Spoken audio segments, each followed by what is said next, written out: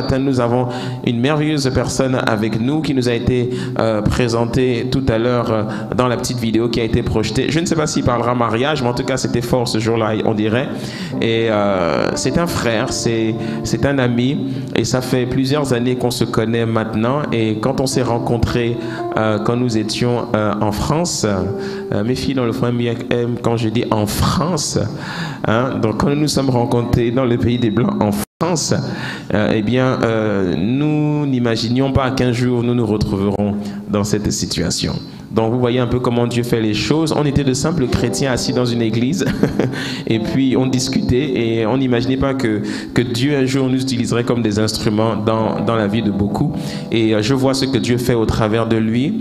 Il est le visionnaire et le berger, l'évêque général et responsable de toutes les églises Providence, et il fait un travail formidable. On peut le suivre sur les réseaux sociaux. Il a une épouse qui est juste phénoménale parce que elle le précède en tout cas sur le chemin, et je l'ai déjà écouté également prêcher. Ça déménage. J'avoue qu'elle est plus en feu que toi quand elle prêche, hein. Voilà. Et vraiment c'est un couple très merveilleux. Quand on les regarde, on se ressemble beaucoup, et je ne doutais pas qu'un jour eh bien, on pourrait travailler ensemble dans le ministère, et je sais que plusieurs d'entre nous les suivons, et je crois qu'ils sont une grande source de bénédiction pour le corps de Christ, en tout cas dans la francophonie, que ce soit en Europe et pour nous qui sommes ici au Gabon et en Afrique de manière générale. Et je crois qu'il fait partie de cette nouvelle génération de serviteurs de Dieu qui fait le ministère autrement, de manière différente et innovante. Je crois même que c'est écrit sur votre site web, une église innovante. J'aime ça. Et on le voit dans la manière de faire l'œuvre, l'église, et c'est toujours une grâce. En tout cas, quand vous allez à Paris, allez rendre visite à l'église de Providence chez l'évêque Gélil Dorego, que je veux qu'on acclame très très très très fort. À la maison du bâtisseur, accueillons-le et recevons-le. Commencez à recevoir nos invités, s'il vous plaît. Que Dieu te bénisse. Alléluia. Est-ce que quelqu'un peut m'aider à acclamer le nom de Jésus encore plus fort? Je parle du nom de Jésus, celui qui a donné sa vie pour nous, qui est mort et qui est ressuscité. Est-ce que quelqu'un peut pousser un cri de joie?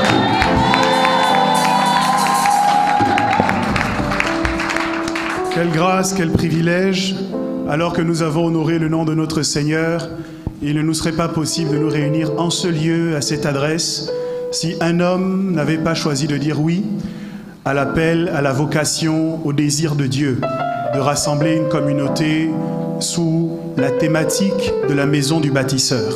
Et je voudrais que nous prenions quelques minutes pour honorer Dieu pour son serviteur, le pasteur Luc Ondias. Est-ce qu'on peut acclamer très fort le Seigneur pour lui, pour sa vie, pour la bénédiction qu'il est?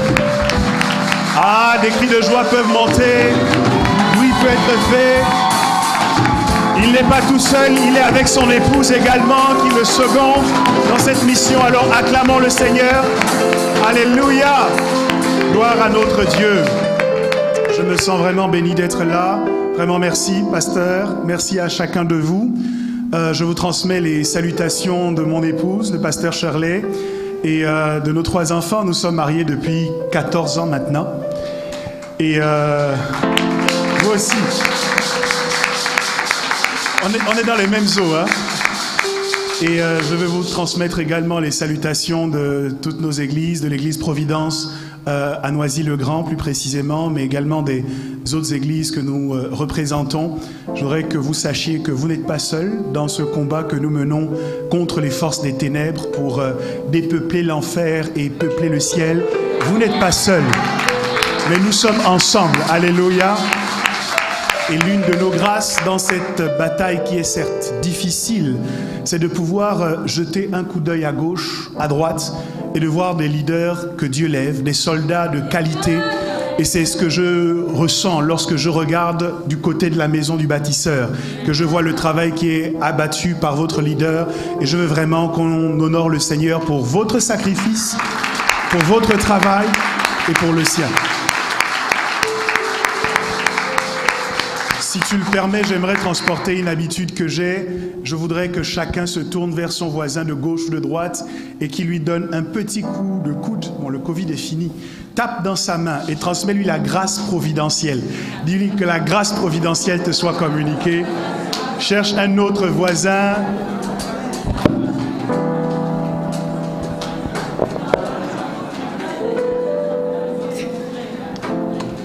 Je veux remercier l'équipe de louange. Merci, vous pouvez reprendre place. Je vais garder simplement avec moi le pianiste. Et si vous le voulez bien, nous allons prier quelques minutes pour recommander la parole au Seigneur. Éternel, notre Père et notre Dieu, il t'a plu de nous rassembler aujourd'hui autour de ta personne. C'est le nom de Jésus qui nous réunit. Le nom de Jésus est ce nom qu'on a donné à la parole faite chair. Et ce matin, c'est cette parole que nous voulons entendre. Cette parole qui transporte la bénédiction, cette parole qui transforme la guérison, laisse qu'elle soit proclamée avec force et avec assurance ce matin.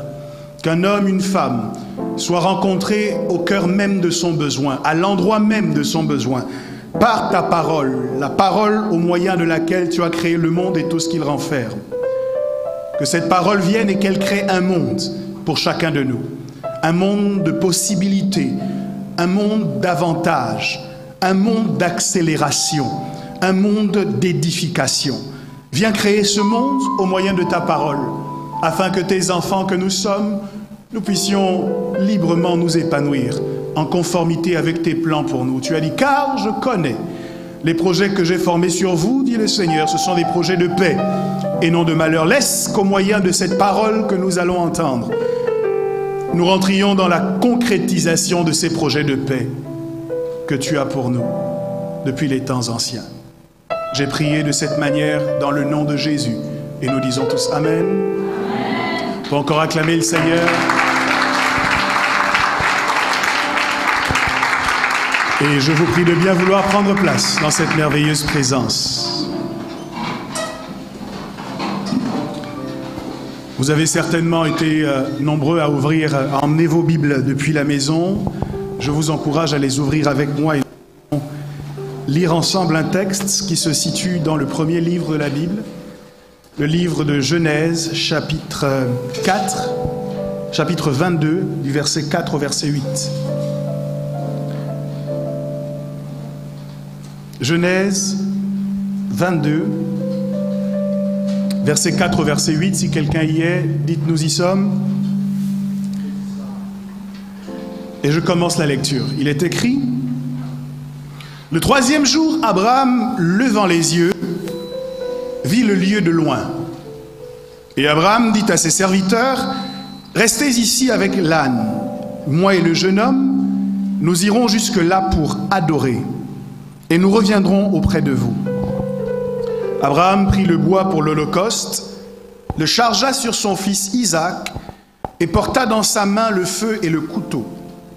Et ils marchèrent tous deux ensemble. Alors Isaac, parlant à Abraham, son père, dit: mon père. Et il répondit: me voici, mon fils. Isaac reprit: voici le feu et le bois. Mais où est l'agneau pour l'holocauste?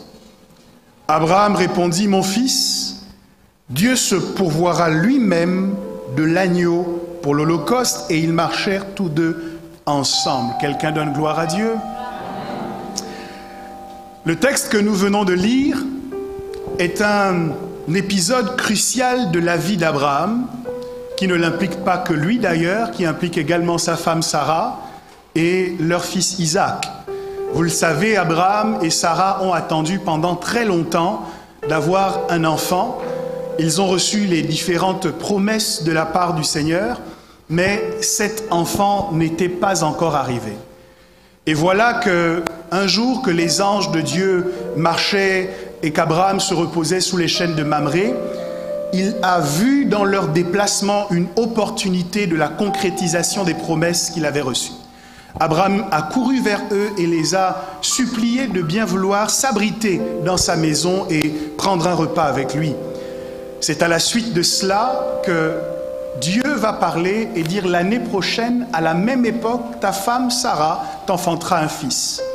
Je commence par ici pour dire que Dieu ne s'est pas invité de lui-même dans la maison d'Abraham. C'est Abraham qui, voyant le déplacement de Dieu, s'est dit, il y a là quelque chose à saisir. Et dans notre marche avec le Seigneur, nous devons apprendre à ne pas attendre que Dieu fasse tout à notre place. Des fois, la seule chose que Dieu fait, c'est qu'il se déplace. Et pendant qu'il se déplace, nous devons savoir que quand il se déplace, quelque chose se passe. Et quand nous comprenons que quelque chose se passe, les chaînes de notre limitation se cassent. Et nous nous déplaçons vers lui et nous allons pour saisir l'opportunité de son déplacement, pour expérimenter l'accomplissement des promesses qu'il a faites à notre endroit. Quelqu'un donne un bon amen. Voilà donc la première promesse qu'Abraham a reçue de Dieu qui se concrétise. Sarah va donner naissance à un fils, Isaac. Et Isaac va grandir petit à petit. L'enfant de la promesse se développe. Et ses parents prennent plaisir à le voir grandir et à l'éduquer. Il se dit certainement, enfin nous tenons le bon bout. Enfin nous sommes sur la bonne lancée pour voir tout ce que Dieu nous a dit se matérialiser jusqu'à ce que Dieu parle. Et que Dieu dise à Abraham un bonjour. Je ne sais pas si Abraham avait jeûné avant, je ne sais pas s'il avait prié, je ne sais pas quels étaient ses sujets de prière, mais quelque chose a bougé Dieu pour que Dieu dise à Abraham, Abraham, tu te souviens du fils que je t'ai donné, Isaac, ton fils unique. Dieu lui dit, je souhaite que tu me sacrifies ton fils Isaac vers le lieu que je te montrerai. Premier choc pour Abraham de réaliser que c'est Dieu qui lui a donné cet enfant et Dieu finalement se présente à lui pour lui redemander l'enfant qu'il lui a donné. J'ai compris que Dieu ne nous demande jamais plus que ce qu'il nous a donné. Il vous est peut-être déjà arrivé d'avoir l'impression que Dieu vous en demandait trop. De vous dire, mais Dieu me demande beaucoup, c'est difficile de satisfaire Dieu parce que j'ai l'impression que je dois lui donner de mon temps, je dois lui donner de mon énergie, de mon argent, et c'est difficile de le faire. Mais je veux vous indiquer que Dieu ne vous demandera jamais plus que ce qu'il vous a donné. En fait, Dieu nous donne toujours le moyen du sacrifice. Avant même de nous demander quelque chose, Dieu nous donne la chose afin que nous soyons en capacité de la lui donner quand il nous demandera. Dieu a donné Isaac et Dieu redemande Isaac. Donc Dieu ne te demandera jamais quelque chose qu'il ne t'a pas donné. Quand Dieu te demande de prendre de ton temps pour le servir, c'est parce que ce temps, c'est lui qui te l'a donné. Quand Dieu te demande de l'argent, en vérité, c'est parce que cet argent, c'est lui qui te l'a donné. Est-ce que quelqu'un peut me donner un bon amen? Lorsque Dieu te demande de sacrifier un peu de ton confort, c'est parce que c'est lui qui t'a donné ce confort. Quand le maître dit allez chercher un ânon, et si on vous dit mais pourquoi vous le détachez? Répondez le maître en a besoin. Je pense que le propriétaire de cet ânon était au courant que cet ânon ne lui appartenait pas vraiment. Et ce qui nous trompe, c'est que parfois nous nous attachons tellement aux choses que Dieu nous a données qu'au moment où Dieu nous les demande, nous résistons en disant non, c'est pour moi. Mais tourne-toi vers ton voisin et dis-lui non, ce n'est pas pour toi. C'est pour Dieu. Et donc Dieu est en capacité de le réclamer quand il veut. Alléluia. Je voudrais que nous changions notre mentalité et que nous ne confondions pas le donateur au don, que nous ne valorisions pas davantage le don que le donateur. Parce que tu peux perdre le don, mais si tu conserves ta relation avec le donateur, alors il te fera de nouveaux dons. Mais tu ne dois pas perdre le donateur à cause du don. Parce que le jour où le don te sera retiré, ta relation avec le donateur ne te permettra pas de recouvrer ce que tu auras au préalable perdu. Alors tu dois privilégier la relation avec la source plutôt qu'avec les ressources.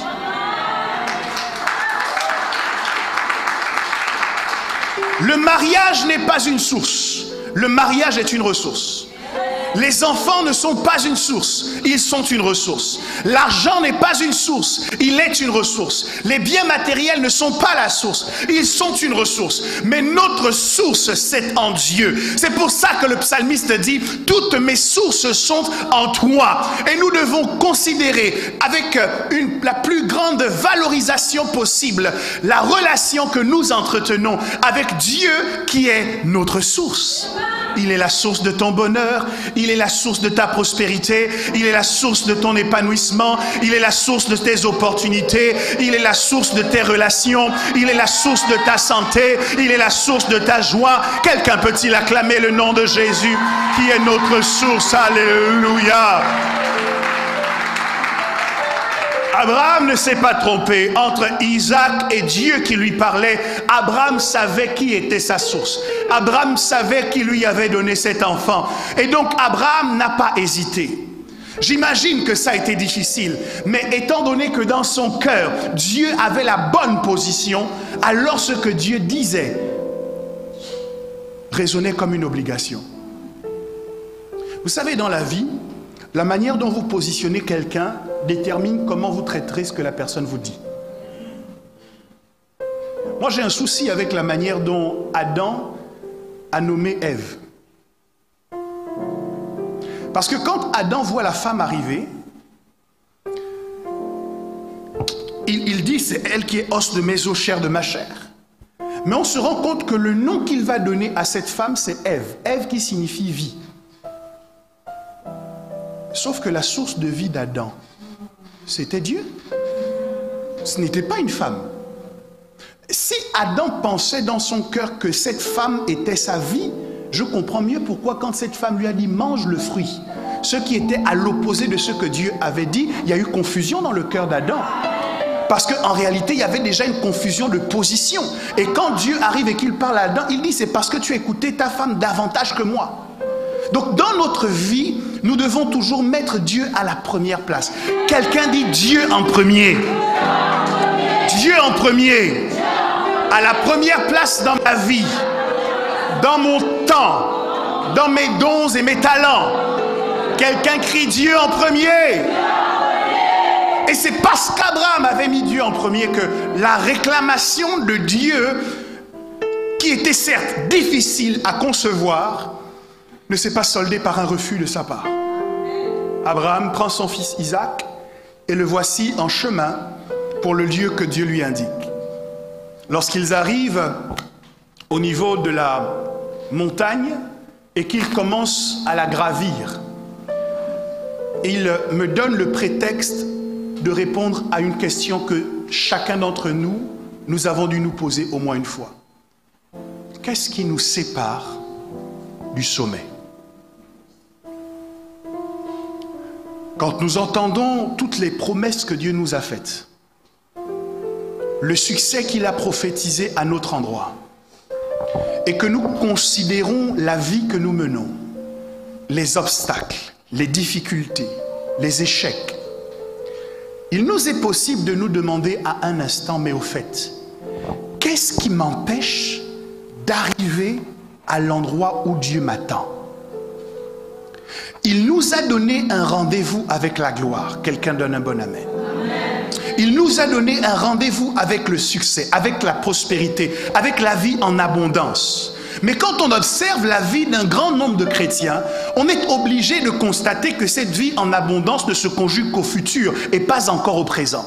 Et je suis révolté parce que je crois que lorsque Dieu promet une chose, il l'accomplit. Qu'il n'est pas un homme pour mentir, ni le fils d'un homme pour se repentir. Et que ce que sa bouche dit, sa main doit l'accomplir. Je suis convaincu que quand Dieu fait la promesse, Dieu est en information parfaite des difficultés que nous pourrions rencontrer, mais malgré tout, il fait quand même la promesse. Quand Dieu se révèle à Moïse, il sait que Moïse est bègue, il sait qu'il a des difficultés d'élocution, mais Dieu appelle quand même Moïse. Est-ce que je peux vous déranger? Peut-être que je vais choquer quelqu'un. Lorsque Moïse est en train de discuter avec Dieu, Moïse n'a pas envie de faire ce que Dieu lui demande de faire. Il trouve ça un peu compliqué. Et Moïse sort le dernier argument dont il est capable. Il dit, mais Dieu, tu sais que j'ai la langue encombrée. Tu ne peux pas faire de moi un prophète, puisqu'un prophète est censé parler, alors que je ne sais pas parler. Il pensait qu'il avait bloqué Dieu, qu'il avait coincé Dieu et que Dieu allait peut-être dire « Ah ouais, non, mais c'est vrai, j'avais pas pensé au fait que tu parles pas bien, on va peut-être changer. » Mais lorsque Moïse présente à Dieu son imperfection, il présente à Dieu son handicap. Dieu, au lieu de réduire les projets qu'il avait pour Moïse à cause de son handicap, va utiliser l'handicap de Moïse pour augmenter les projets qu'il avait pour lui. Au départ, Dieu lui disait, va dire à Pharaon. Quand Moïse a dit, je ne sais pas parler, Dieu a changé son statut. Ok, tu ne seras plus juste un prophète. Je vais te faire Dieu pour Pharaon et Aaron sera ton prophète. Donc Moïse a présenté un problème. Mais quand Dieu a regardé le problème, il a vu une opportunité d'élever le niveau de Moïse. Parce que les dieux n'ont pas besoin de parler. Les dieux ont des prophètes qui parlent pour eux.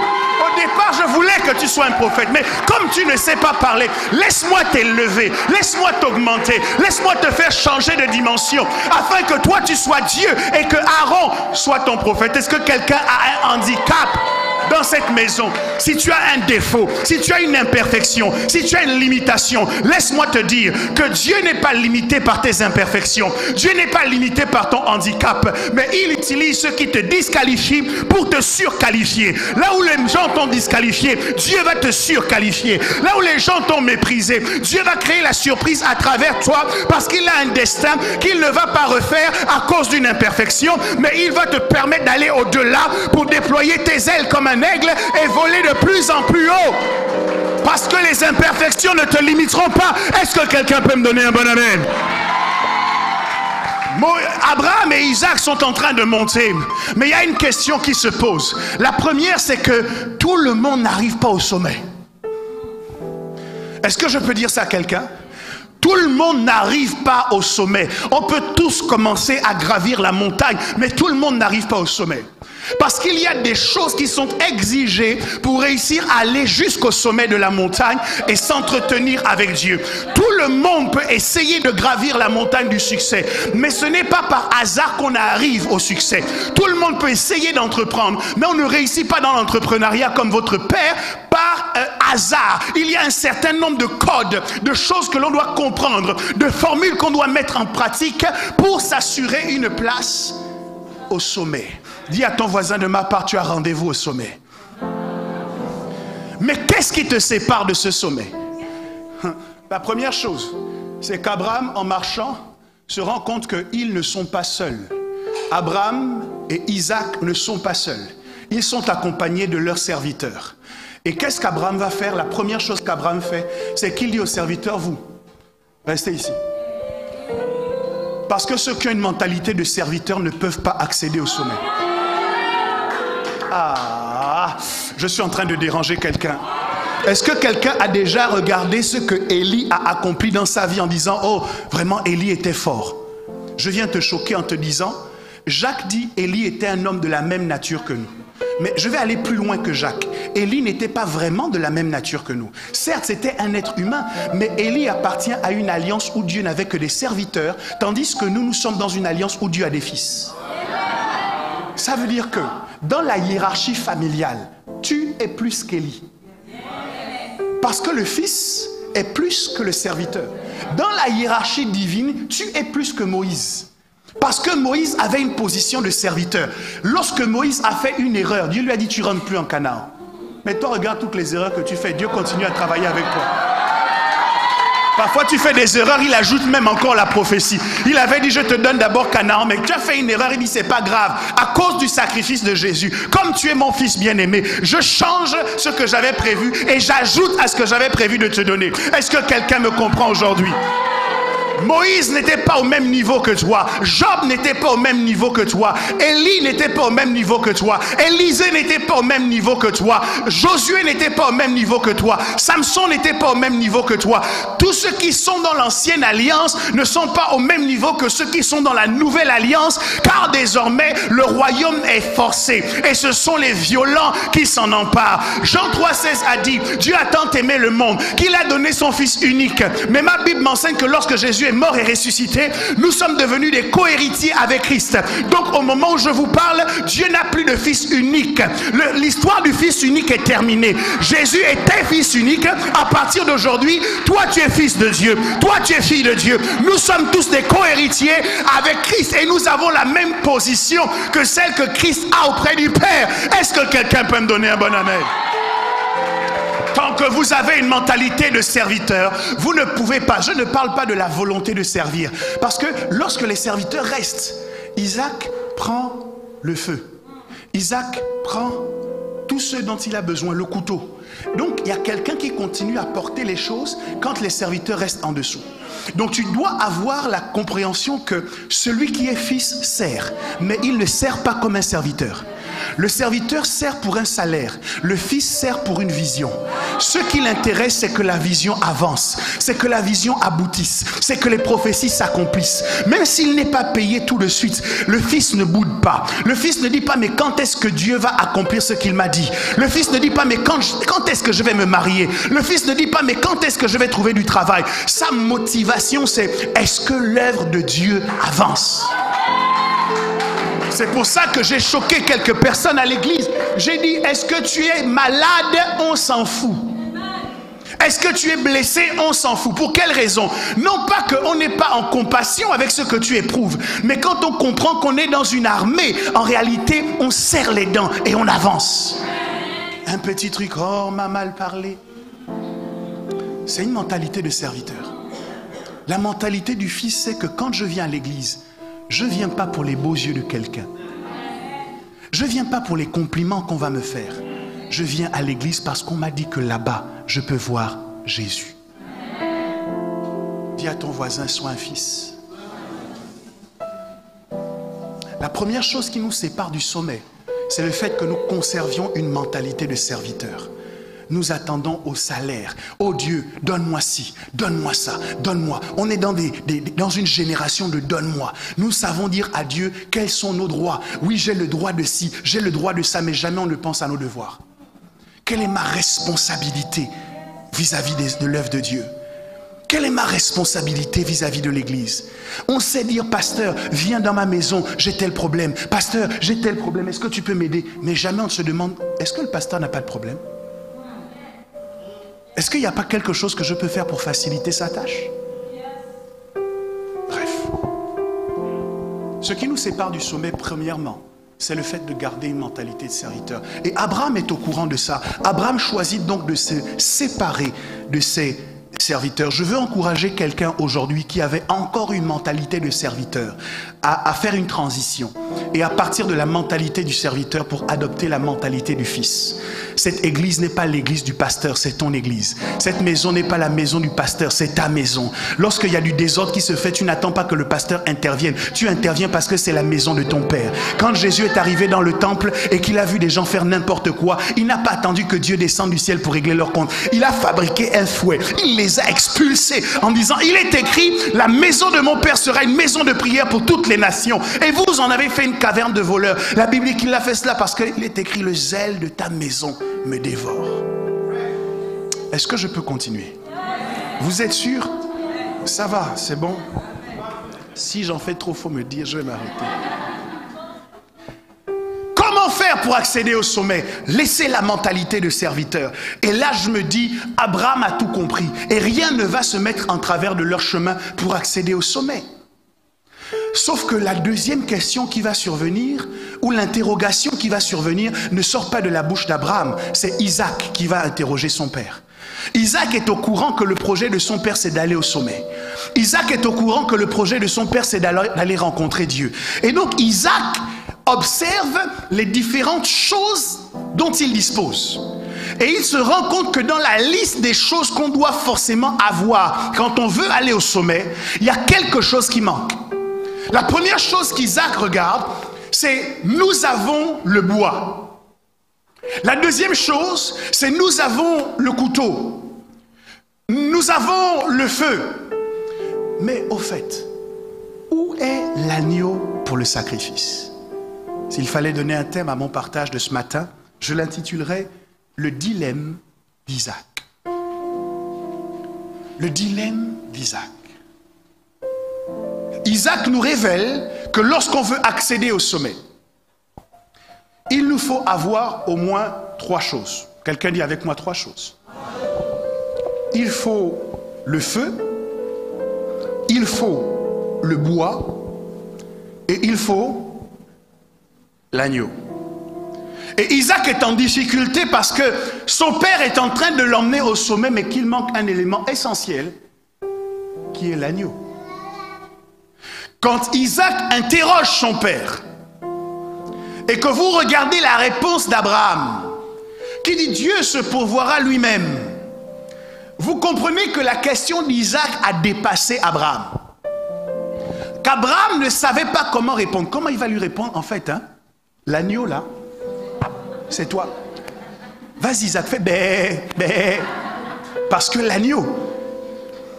Donc la question d'Isaac a dépassé Abraham. Abraham ne savait pas quoi répondre.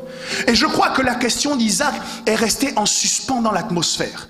Lorsqu'Isaac pose la question dans le livre de la Genèse, on a attendu le livre de l'Exode pour trouver quelqu'un qui pourrait peut-être répondre. Mais dans le livre de l'Exode, tout le monde a dit cette question-là me dépasse. Et la question d'Isaac résonnait comme un écho. Où est l'agneau? Où est l'agneau? Nous voulons aller au sommet, mais où est l'agneau? Et puis on est arrivé dans le livre du Deutéronome, du Lévitique, et on demandait où est l'agneau? Et personne ne pouvait trouver à répondre clairement à cette question. Les prophètes se sont succédés, Élie, Élisée, les juges sont arrivés, les rois sont arrivés, et la question d'Isaac continuait à résonner dans l'atmosphère. Où est l'agneau? Nous n'accéderons jamais à une rencontre avec le roi des rois, le Seigneur des seigneurs, le Dieu très saint, si nous ne répondons pas à la question où est l'agneau. L'ancienne alliance était en train d'arriver à son terme, Malachie était en train de finir son livre, et la question d'Isaac continuait de résonner. Où est l'agneau? Mais ma Bible m'enseigne qu'un homme apparu dans le désert. Il était vêtu de vêtements de chameau et il mangeait des sauterelles et du miel sauvage. Et un jour, Jésus est arrivé auprès de lui alors qu'il baptisait dans le Jourdain. Et la voix de Jean-Baptiste a résonné pour répondre à la question qu'Isaac avait posée dans le livre de la Genèse. Et Jean-Baptiste a pointé du doigt Jésus. Et il a dit, voici l'agneau de Dieu qui ôte le péché du monde. Jésus est l'agneau qui nous permet d'accéder au sommet. Jésus est l'agneau qui nous permet d'aller à la rencontre de notre Dieu. Jésus est l'agneau qui nous permet de passer par son sang et de rentrer dans le Saint des Saints sans crainte pour nos péchés. Jésus est l'agneau. Quelqu'un dit Jésus. Jésus est l'agneau. Père Isaac, tu peux te consoler. La question que tu as posée dans l'ancienne alliance a trouvé sa réponse dans la nouvelle alliance. La question à laquelle Père Abraham ne pouvait pas répondre a trouvé réponse dans la nouvelle alliance. La question qui a dépassé les prophètes de l'ancien temps a trouvé sa réponse dans l'ancienne alliance. Lorsque Jean-Baptiste a dit, voici l'agneau de Dieu qui ôte le péché du monde. Ça veut dire que toi et moi, nous disposons de l'élément qui manquait à Isaac. Lorsque Isaac a fait la liste des conditions à remplir pour accéder au sommet, Isaac manquait de l'agneau. Mais toi et moi, si nous dressons la même liste, nous pouvons nous réjouir parce que nous avons l'agneau. La seule problématique, c'est que Isaac a dressé une liste complète. Il a dit où est l'agneau? Mais parce qu'il possédait déjà autre chose. Il dit à son père, nous avons le feu. L'église ne peut pas accéder au sommet si elle n'a pas l'agneau. Mais nous venons de dire que nous avons l'agneau. La deuxième condition pour accéder au sommet, c'est qu'il faut avoir le feu. Isaac et Abraham avaient prévu le feu. C'est pour ça qu'Isaac pouvait dire à son père, nous avons le feu. Demande à ton voisin, est-ce que tu as le feu? Tu ne peux pas accéder au sommet si tu n'as pas le feu. Le monde est dirigé par des gens qui sont en feu pour une cause. Lorsque vous regardez une montgolfière, pour que cette montgolfière s'élève dans les airs, on a besoin de chauffer l'air qui se trouve à l'intérieur. Et plus l'air est chaud, plus la montgolfière prend de l'altitude. Pourquoi? Parce que scientifiquement, l'air chaud a tendance à aller au-dessus, tandis que l'air froid a tendance à se positionner en dessous. Donc ce qui fait que ta vie se positionne en dessous, c'est qu'elle manque de chaleur. Si tu veux que ta vie prenne de la hauteur, ta vie doit prendre de la chaleur. Oui, dis à ton voisin, il faut chauffer. Dis à notre voisin, il faut chauffer. C'est pour ça que Dieu dit, j'ai un problème avec toi. C'est que tu n'es ni froid, ni bouillant, ni chaud. Parce que tu n'es ni froid, ni chaud, je te vomirai de ma bouche. Si encore tu avais choisi d'être complètement froid, tu assumes. Mais ce que Dieu veut, c'est que nous soyons en feu. l'année de la mort du roi Osias, je vis le Seigneur assis sur un trône très élevé. Les pans de sa robe remplissaient le temple. Il dit, des séraphins se tenaient au-dessus du trône de Dieu. Moi qui avais appris que Dieu est celui qui est le plus haut, j'ai lu dans le texte d'Ésaïe qu'il y a des gens qui sont au-dessus de Dieu. Ça ne vous dérange pas? Dieu est censé être au plus haut, mais Dieu permet à des séraphins de voler au-dessus de lui. Et quand vous étudiez la transcription de séraphin, ça signifie être littéralement en feu. Donc ce sont les êtres littéralement en feu qui prennent de la hauteur. Et Dieu leur permet d'aller le plus haut possible. Il n'est pas limité par leur altitude. Il n'est pas impressionné par leur richesse. Il n'a pas de problème avec leur bénédiction. Même Jésus a dit, vous ferez des choses plus grandes que celles que j'ai faites. Parce que Dieu n'est pas complexé. Dieu veut ta gloire. Dieu veut ton élévation. Dieu veut que tu grandisses. Mais la condition pour cela, c'est que tu dois être en feu. Quelqu'un dit à ton voisin, il faut chauffer. Tu dois chauffer dans ta vie de prière. Tu dois chauffer dans ton intercession. Tu dois chauffer dans ton parler en langue. Tu dois chauffer ta vie par le feu de l'esprit. Tu dois chauffer ton existence. Écoute, il y a des parasites, des microbes qui ne partiront pas d'un aliment que tu veux consommer si au préalable tu ne les as pas chauffés. C'est pas à toi de prendre la loupe pour savoir au microscope, est-ce qu'il y a un microbe dans cette viande? Est-ce qu'il y a un microbe dans... Non, non, non, non, non. Ta seule responsabilité, mets le feu, chauffe. Et tu vas te rendre compte que tous les microbes qui réussissaient à se mouvoir sur ce que tu veux consommer seront obligés de disparaître. Pourquoi? Parce que la température a tellement monté qu'ils ne peuvent plus résister. Il y a des problèmes qui résistent dans ta vie parce que la température n'est pas encore montée. Il y a des dimensions que tu n'atteins pas parce que la température n'est pas encore suffisamment chaude. Il y a des diables et des démons qui peuvent résister tant que la température n'est pas très haute. Souvenez-vous, lorsque Moïse confronte Pharaon, la Bible dit que les prêtres de Pharaon ont réussi à égaler les actes prodigieux de Moïse jusqu'au 3e signe. Qu'est-ce que Moïse a fait? Moïse est rentré chez lui pleurer. Oh Seigneur, la sorcellerie me fatigue dans ce pays. Non! Moïse a activé l'accélération divine. Il est passé à la vitesse supérieure. Ils ont réussi à m'égaler jusqu'au 3e niveau. Ok, allons au 4e signe. 5e signe. C'est-à-dire que quand les gars ont vu le niveau que Moïse atteignait, eux-mêmes sont allés voir Pharaon. Ils ont dit là, on ne peut pas. C'est le doigt de Dieu. C'est pas encore la main, c'est le doigt. C'est-à-dire que quand les sorciers ont fait tout ce qu'ils pouvaient faire, le doigt de Dieu suffit à les dépasser. Bref. Isaac nous dit, moi j'ai le feu. Et il pose la question à l'église. Vous voulez aller au sommet? Est-ce que vous avez le feu? Mais je peux répondre à Père Isaac qu'à la suite de la résurrection de Jésus, aux alentours de 49 jours après, alors que les disciples étaient réunis dans la chambre haute, il y avait une parole de Jésus qui résonnait dans leur cœur, qui leur avait dit, ne partez pas de Jérusalem jusqu'à ce que vous receviez. Et tout à coup, alors qu'ils priaient, il eut comme un vent impétueux. Les murs de l'endroit où ils étaient tremblaient. Et le Saint-Esprit, semblable à des langues de feu, s'est posé sur chacun d'entre eux. L'église avait déjà l'agneau, mais pour aller au sommet, il lui manquait le feu. Mais au jour de la Pentecôte, la liste de l'église pouvait être cochée parce que le feu a été communiqué par sa majesté le Saint-Esprit. Excellent Saint-Esprit, glorieux Saint-Esprit. C'est lui qui est descendu pour dire, je dois donner de l'altitude à cette église. Je dois donner de la hauteur à cette église.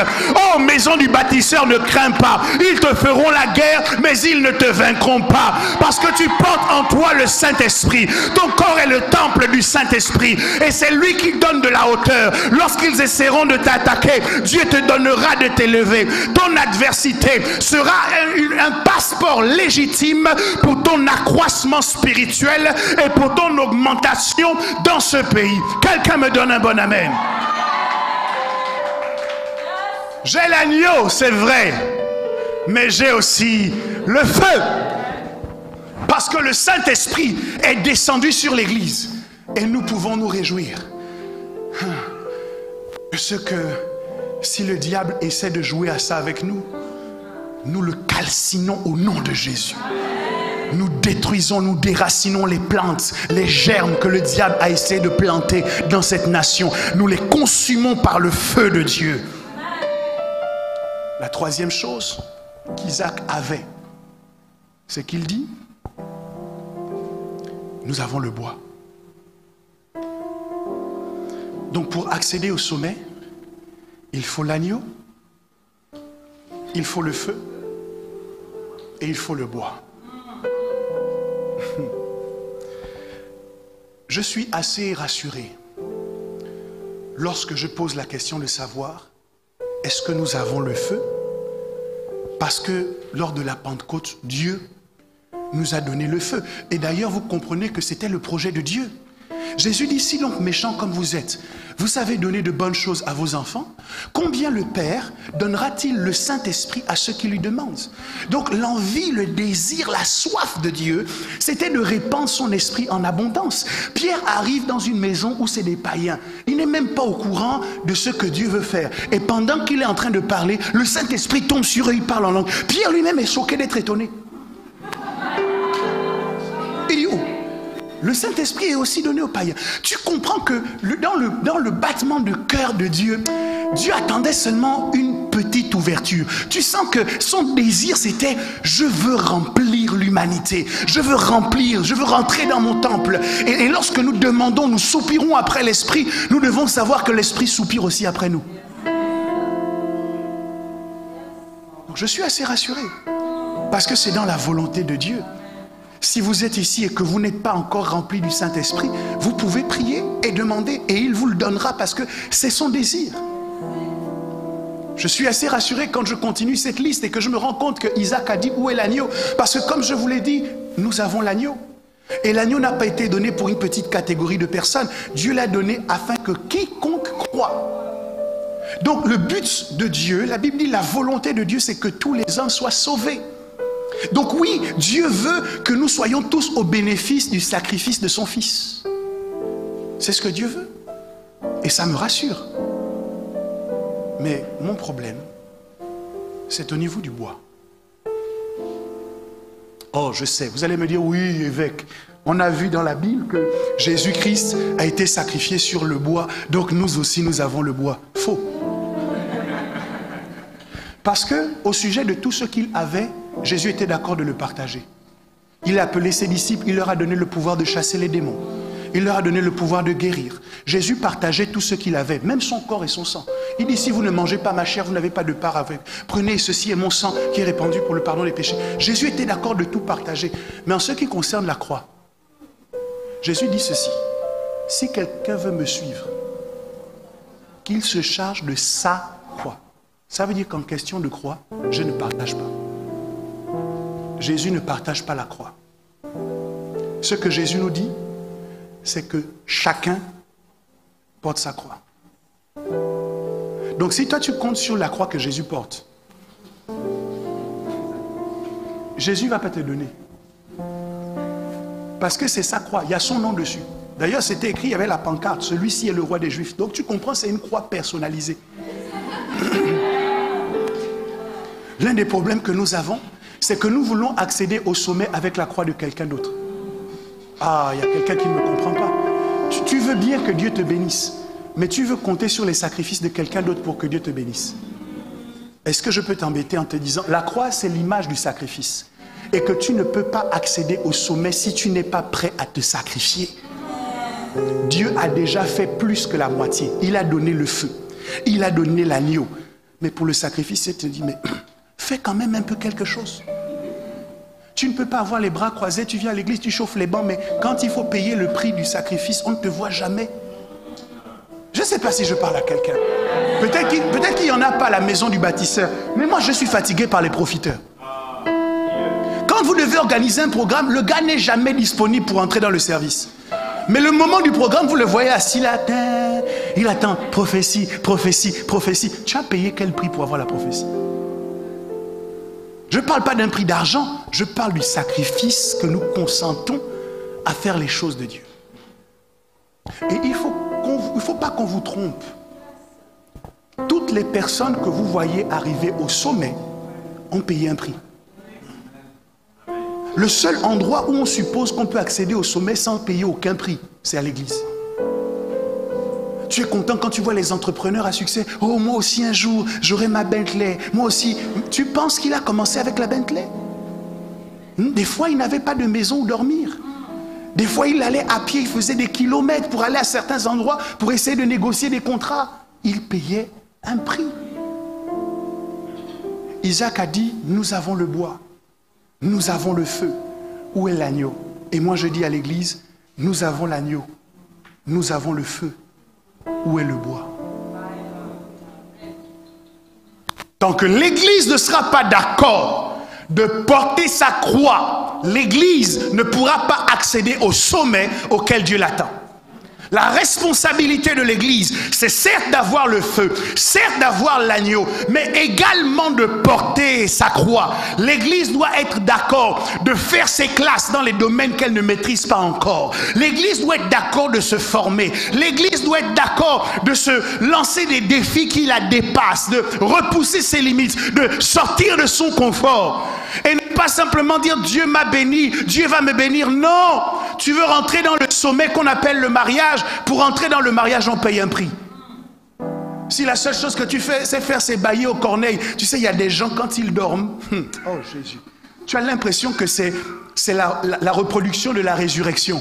Tu sais, de la crucifixion. Tu sais, à la croix, comment Jésus était. Il y a des gens qui dorment sur leur lit. Tu as l'impression que c'est la crucifixion bis. C'est-à-dire que même si un ange veut venir regarder si tu as vraiment besoin d'un mari, il va trouver que non.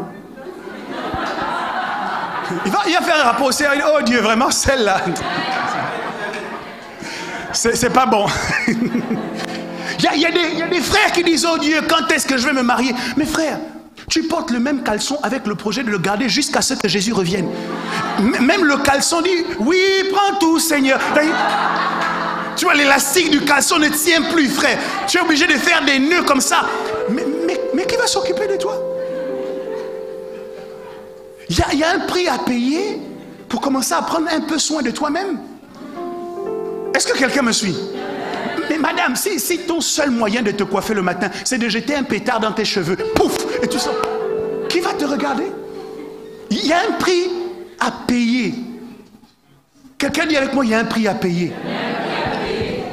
Je dis ça en rigolant. Mais vous devez savoir qu'il y a des traits de caractère qui vous empêchent d'arriver au sommet.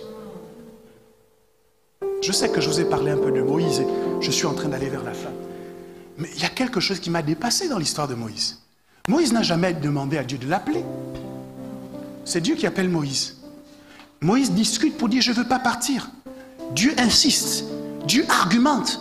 Dieu change même son poste. Il crée un nouveau poste. Il y aura un nouveau Dieu sur la terre. Ce sera à toi. Quand Dieu finit de faire ça, Moïse n'a plus d'argument. Moïse dit d'accord, je vais partir. Maintenant, Moïse est en train de partir. Il est en chemin pour aller faire ce que Dieu lui a demandé de faire. Vous savez ce qui se passe? Dieu arrive. Et Dieu décide de tuer Moïse. Vous n'avez pas suivi ça? Sur le chemin entre Madian et l'Égypte, la Bible dit que Dieu est venu vers Moïse et il avait le projet de le tuer. Maintenant, il faut un jour que Dieu m'explique. Seigneur, comment? Je comprends que tu veuilles tuer celui qui a décidé de te désobéir. Mais même celui qui t'obéit, tu décides de le tuer. Il faut que tu m'expliques. J'ai compris que même lorsqu'on vous a envoyé un billet gratuit, un billet d'avion gratuit, vous ne monterez jamais dans l'avion si vous n'avez pas de passeport. Ça veut dire que même quand Dieu t'a appelé et que Dieu t'a dit tu es la meilleure personne pour ce projet, c'est à toi de vérifier est-ce qu'il n'y a pas des choses en moi qui me disqualifient pour ce projet. Voilà ce qui nous empêche d'accéder au sommet. C'est que Dieu nous a parlé, Dieu nous a appelés, mais comme Dieu nous a appelés, nous disons non, Dieu m'a appelé, tout ira bien. Non, je me souviens que Samuel a dit une parole dangereuse à Saül. Samuel a dit à Saül, quand toutes ces choses te seront arrivées, ce que tu trouveras à faire, fais-le, car l'Éternel est avec toi. Et Saül a cru ça. Qu'est-ce que Saül a trouvé à faire? Saül a trouvé qu'il pouvait offrir un sacrifice à la place du prophète. ça fait partie de la phrase que Samuel lui a dit. Ce que tu trouveras à faire, fais-le. Mais le fait que Saül ait fait cette chose a emmené Dieu à le rejeter. Pour quelle raison? Parce que quand Dieu te dit ce que tu trouveras à faire, fais-le, tu dois t'assurer que dans ce que tu fais, il n'y a pas quelque chose que Dieu ne veut pas que tu fasses. Est-ce que quelqu'un me comprend? Dieu envoie Moïse, mais c'est à Moïse d'analyser sa famille et de se demander si dans sa famille, il n'y a pas quelque chose qui peut déranger Dieu. Moïse n'a pas checké. Moïse va sur le chemin de l'Égypte, son propre fils n'est pas circoncis. Quand Dieu décide de venir le tuer, c'est la femme de Moïse, Séphora, elle est fille d'un grand prêtre de Madian. Donc elle connaît les fonctionnements avec Dieu, les choses de la divinité, elle les comprend. Donc quand elle voit que Dieu veut tuer Moïse, il y a quelque chose qui explique que Dieu veuille le tuer. Qu'est-ce qui se passe? Et la Bible dit qu'elle va couper le prépuce de son fils, elle va le jeter aux pieds de Moïse et dire: tu es pour moi un époux de sang. Et là Dieu va reculer. Quel est le prépuce que tu n'as pas encore coupé? Quel est le trait de caractère que tu n'as pas encore enlevé? Et tu te caches en disant: Dieu m'a appelé, Dieu m'a dit, Dieu m'a... Non, ça ne suffit pas. Il y a beaucoup de gens à qui Dieu a dit. C'est pour ça qu'on dit qu'il y a beaucoup d'appelés mais peu d'élus. La différence entre les appelés et les élus, c'est que les élus ont fait un check-up. Ils ont regardé à l'intérieur d'eux ce qui devait être corrigé pour entrer dans l'appel de Dieu. La chair doit être traitée quand on veut rentrer dans l'appel de Dieu. L'orgueil doit être traité quand on veut rentrer dans l'appel de Dieu. On doit traiter le désir des choses mondaines, des choses charnelles. L'amour du monde doit être travaillé quand on veut rentrer dans les choses de Dieu. L'arrogance doit être vaincue quand on veut rentrer dans les choses de Dieu. Laisse-moi te dire cela parce que Dieu ne va pas venir te le dire. Je te rends un service, il ne te le dira pas. Il risque simplement de te bloquer et de te mettre dans un tiroir. Et tu diras: mais où est ma prophétie? Où est ma promesse? Dieu va te dire: tant que tu ne changes pas, tu n'iras pas. C'est un portique de sécurité qui est adapté à chacune de nos destinées. Là où tu veux aller, il y a une façon d'être et il y a une façon de ne pas être. C'est pour ça qu'il n'y a pas de phrase aussi diabolique que celle qui consiste à dire: moi je suis comme ça. Non. Vous n'avez pas ce problème-là ici, mais en France, McDonald's nous a mis dans les problèmes. Avec la phrase de leur publicité: venez comme vous êtes. Et comme les gens sont venus comme ils sont, ils veulent rester comme ils sont. Mais non, venez comme vous êtes à l'église. Mais surtout, changez. Quand vous êtes venu d'une certaine manière, laissez que Dieu, par sa parole, vous transforme. Que votre manière de parler aux autres change. Vous n'allez pas simplement dire: moi je parle comme ça. Non, parce que vous avez rendez-vous au sommet. Et que pour accéder au sommet, ça implique de faire des sacrifices. L'Église ne porte plus son bois. Elle pense accéder au sommet sans sacrifice. Elle pense avoir les bénéfices sans les sacrifices. Mais le Dieu que nous servons a établi des principes. Ce n'est pas nous qui lui imposons comment faire pour accéder à sa présence. C'est lui qui nous dit quelle est la procédure. Vous ne pouvez pas accéder au bureau du président en disant: Monsieur le Président, je viendrai vous rencontrer tel jour, à telle heure, je serai habillé de telle manière. Non. Vous demandez une audience. Et on vous répond en vous disant quand est-ce que vous pouvez venir, à quelle heure vous pouvez venir, comment vous devez vous habiller. Et si vous ne voulez pas respecter ça, vous n'y entrez pas. C'est pour cette raison que la tour de Babel n'a jamais pu atteindre son objectif. Parce que c'est des hommes qui se sont réunis et qui ont décidé quelle était la procédure pour entrer au ciel. Ils ont dit: nous allons bâtir une tour dont le sommet touche au ciel. Et Dieu ne pouvait jamais permettre que ce soit l'homme qui lui impose comment rentrer dans son ciel. Dieu ne permettra pas que l'homme lui impose comment accéder au sommet. C'est à l'homme de s'asseoir et de demander à Dieu quel est le processus. Et l'une des catégories de personnes que je respecte le plus dans ma vie, c'est les gens qui changent. Les gens qui savent changer. Les gens qui savent dire, je me suis trompé et je vais m'améliorer. Je prenais de mauvaises résolutions. Je parlais mal, je me comportais mal. Mais pour là où je veux aller, je ne peux pas rester comme ça. Dis à ton voisin, change un peu.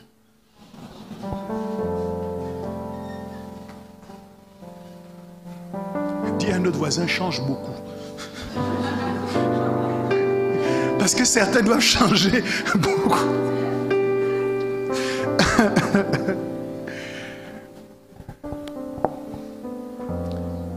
Et lorsque nous sommes d'accord de faire ces changements, lorsque nous sommes d'accord de porter notre croix, lorsque nous comprenons que la vie chrétienne, ce n'est pas une vie de tout repos. Il y a un poids à porter. Parfois le poids des moqueries, parfois le poids du mépris, le poids de la honte, le poids de l'exclusion, le poids de la différence. Toutes ces choses sont un poids que nous portons, sont une croix que nous portons. Mais Jésus a dit, la seule condition pour me suivre, c'est que tu dois te charger de ta croix. Tu dois accepter que les gens ne te respectent pas parce que tu es chrétien, sous prétexte que tu es chrétien. Ne fais pas des choses qui ne soient pas respectables. Si tu peux te faire respecter, fais-toi respecter. Mais la Bible dit que ceux qui veulent vivre pieusement seront persécutés. Donc ça fait partie du lot des chrétiens, de souffrir certaines choses. Ça va t'arriver. Peut-être que parfois nous abandonnons face aux difficultés parce qu'on ne nous a pas prévenus. On nous a parlé d'un christianisme où tout sera facile, tout sera agréable. Dieu va régler tous nos problèmes. Je dois vous dire, j'ai accepté Jésus à l'âge de 12 ans. Ça fait plus de 14 ans que je suis dans le ministère. La vie chrétienne, c'est dur. Vous ne pouvez pas aller loin dans la vie chrétienne si vous n'êtes pas d'accord de porter votre croix. Si Jésus lui-même, qui est notre Seigneur, a porté sa croix. Matthieu, Marc et Luc nous rapportent qu'à un moment, il n'arrivait plus à porter sa croix.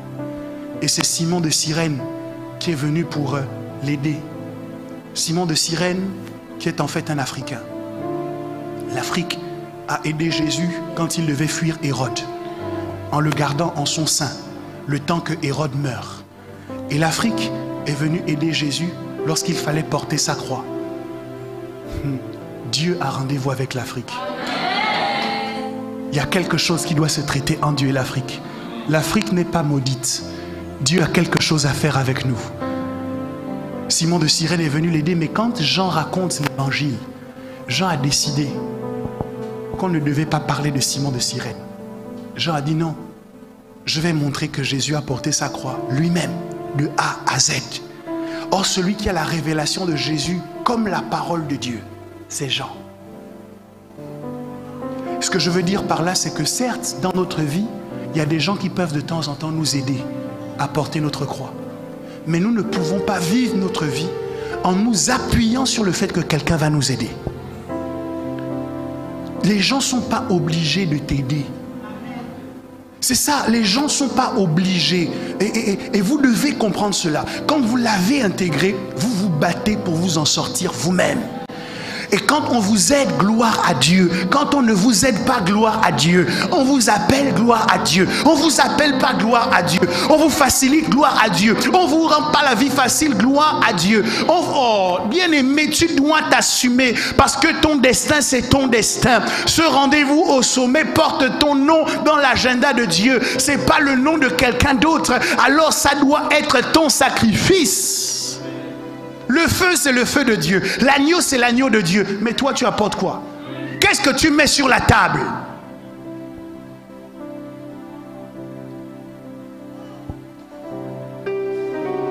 Alors,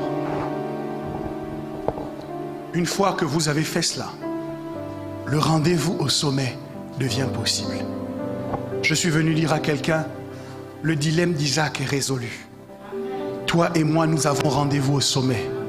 Le temps n'est plus à rester dans les bassesses et dans les petites choses. Le temps n'est plus à se fatiguer dans les petites choses, dans les petits problèmes que nous pouvons avoir avec les autres. Le temps est de se concentrer sur le rendez-vous que nous avons au sommet. Quelqu'un dit avec foi, j'ai rendez-vous au sommet.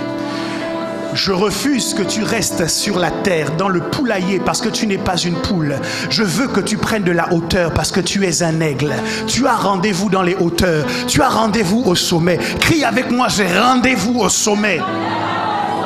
Je prophétise que tu ne manqueras pas ton rendez-vous avec la bénédiction. Tu ne manqueras pas ton rendez-vous avec la gloire. Tu ne manqueras pas ton rendez-vous avec l'élévation. Tu ne manqueras pas ton rendez-vous avec la distinction. Je ne sais pas à qui je parle, mais si c'est à toi, tu dois me dire un bon amen, afin que ces choses s'accomplissent dans ta vie.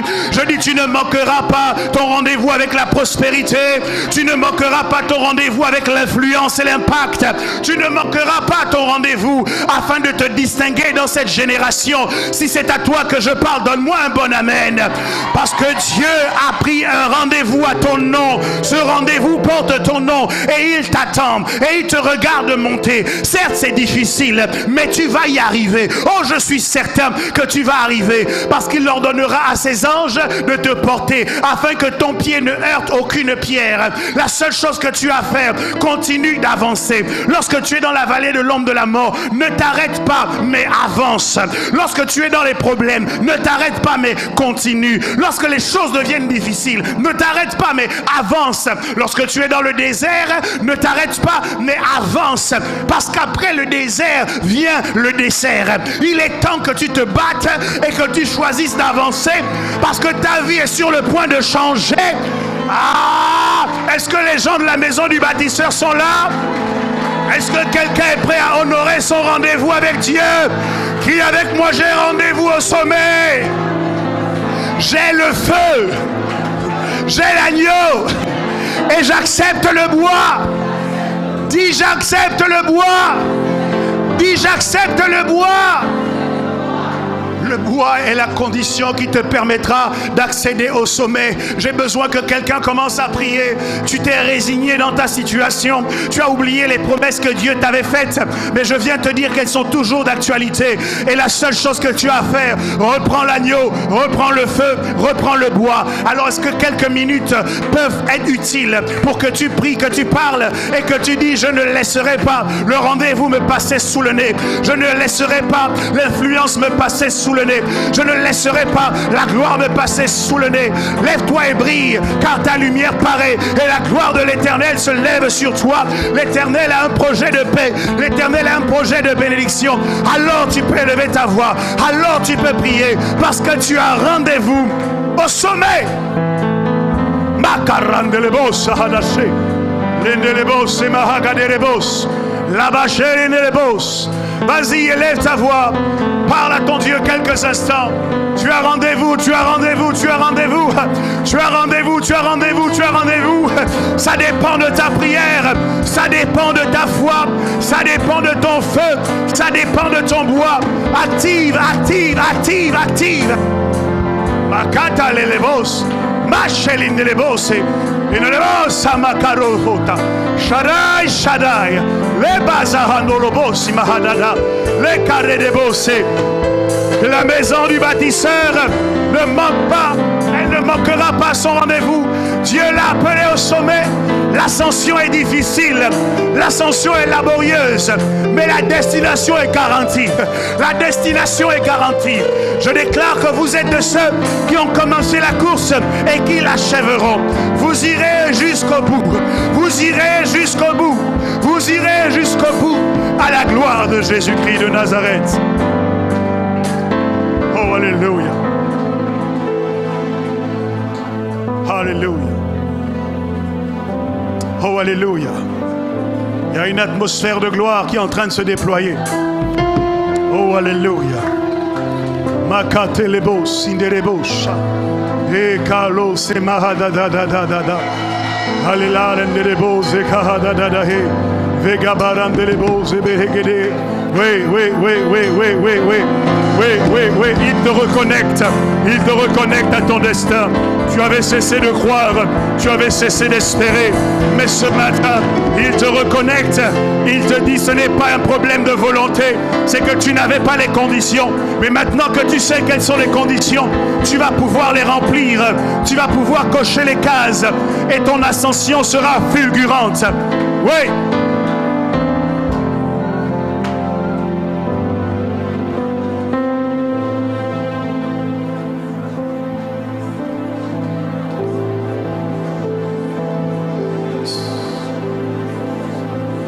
L'Esprit de Dieu est en train de toucher.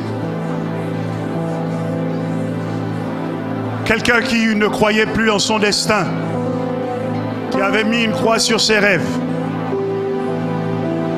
Tu es là ce matin, tu ne comptes plus le nombre de prophéties que tu as reçues. Chaque fois que l'on te voit, on te prophétise la gloire. Chaque fois que l'on te voit, on te dit tu as quelque chose. Mais tu as beau regarder année après année et tu ne vois rien de spécial autour de toi. Et ça finit par te convaincre que tu n'étais pas spécial. Mais pendant que je suis en train de parler, l'Esprit est en train de descendre sur toi et de poser un acte spécial te concernant. Sa main est étendue sur toi. Il vient pour redonner de l'espoir à ceux qui avaient perdu l'espoir. Oui, Saint-Esprit, fais-le maintenant dans la vie de cette femme. Oui. Reçois son toucher maintenant. Et que tes rêves soient reconnectés à la vie qui se trouve en lui. Que les prophéties que tu as reçues soient reconnectées à la prophétie qui se trouve à l'intérieur de lui. Que tes rêves se reconnectent à son rêve pour toi. Cela se passe maintenant. À la gloire de Christ Jésus. Et nous disons tous Amen. Que Dieu vous bénisse.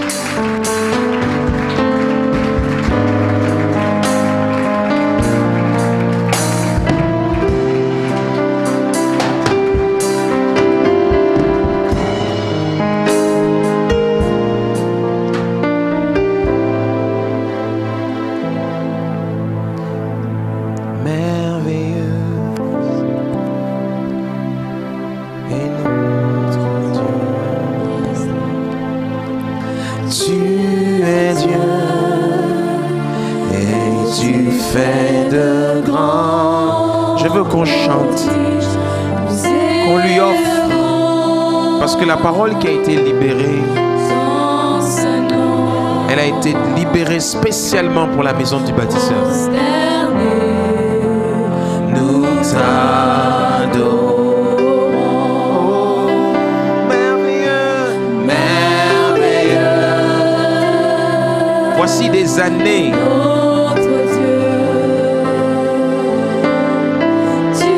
que nous avons compris que nous avons reçu. Nous avons le feu, nous avons l'agneau. Mais il est temps de monter sur l'autel et de s'offrir en sacrifice.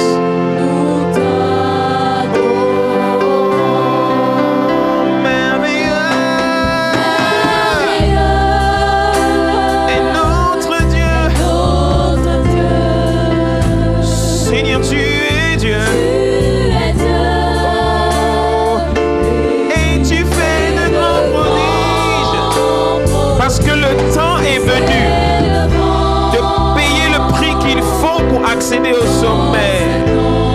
Oh Saint-Esprit, nous recevons cette parole. Nous t'adorons. Hey, merveilleux.